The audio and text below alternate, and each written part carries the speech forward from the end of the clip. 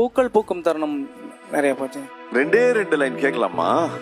வார்த்தை தேவையில்லை வாழும் காலம் வரை பாவை பார்வை மொழி பேசுமே.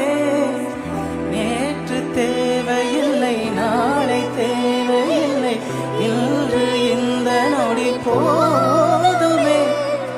யார் என்று அறியாமல் பெயர் கூட தெரியாமல் இவளோடு ஒரு சொந்தம் உருவானதே. யார் என்று கேட்காமல் தடுத்தாலும் நிற்காமல் இவன் போகும் வழி எங்கும் மனம் போகுதே. இதயம் முழுதும் இருக்கும் இந்த தயக்கம் எங்கு கொண்டு நிறுத்தும்?